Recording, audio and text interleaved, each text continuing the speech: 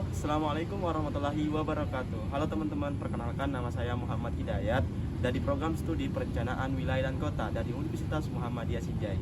Hari ini saya akan menjelaskan terkait kerusakan dan perbaikan yang ada di muka bumi menurut pandangan Islam. Nah, salah satu masalah yang sering terjadi di muka bumi ini yaitu yang pertama, yaitu sampah. Sampah merupakan salah satu permasalahan yang sering terjadi di lingkungan masyarakat. Itu akibatnya siapa? Akibat ulah manusia. Nah, sampah ini berdampak kepada dua hal.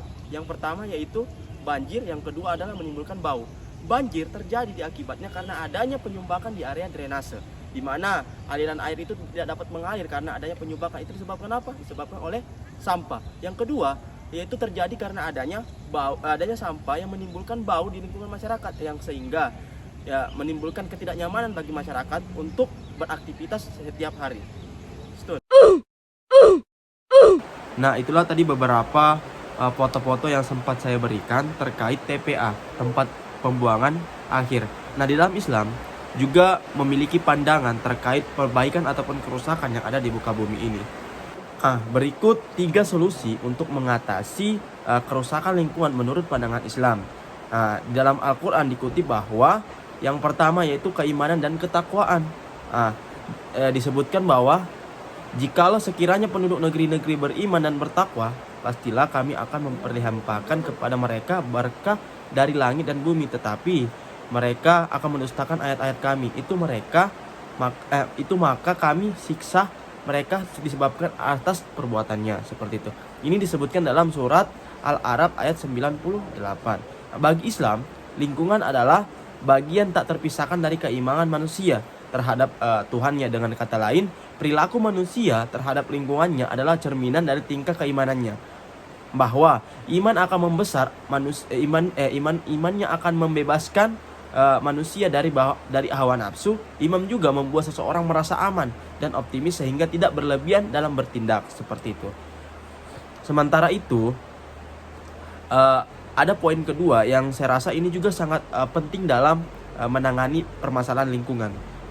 Yang pertama itu adalah sadar lingkungan. Menurut Imam Tababai, alam semesta berbagai tubuh manusia yang mana antar bagian memiliki keterkaitan. Apabila salah satu bagian tidak berfungsi dengan baik, maka akan nampak dampak negatif bagi bagian lainnya. Sama halnya seperti manusia dengan alam dunia. Dua hal ini bagaikan tubuh manusia yang saling bergantung. Apabila alam rusak, maka manusia juga akan merasakan dampaknya, seperti itu. Nah, di poin yang ketiga atau yang terakhir adalah bagaimana kita mengelola yang berkelanjutan.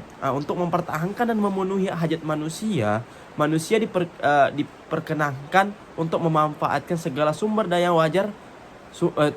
daya secara wajar dan bertanggung jawab.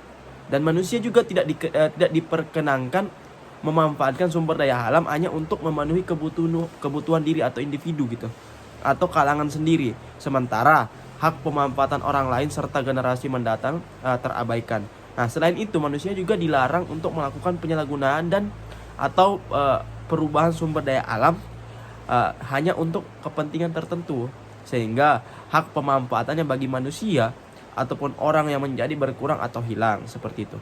Nah, pengolahan lingkungan ini secara baik dan benar adalah salah satu tugas manusia, di mana manusia diciptakan dengan akal pikiran, hati, dan perasaan, serta kelengkapan fisik biologis agar dapat menjalankan fungsi dan tugasnya sebagai khalifah di muka bumi. Seperti itu. Jadi saya rasa cukup sekian yang sempat saya sampaikan. Lebih dan kurangnya mohon dimaafkan. Assalamualaikum warahmatullahi wabarakatuh.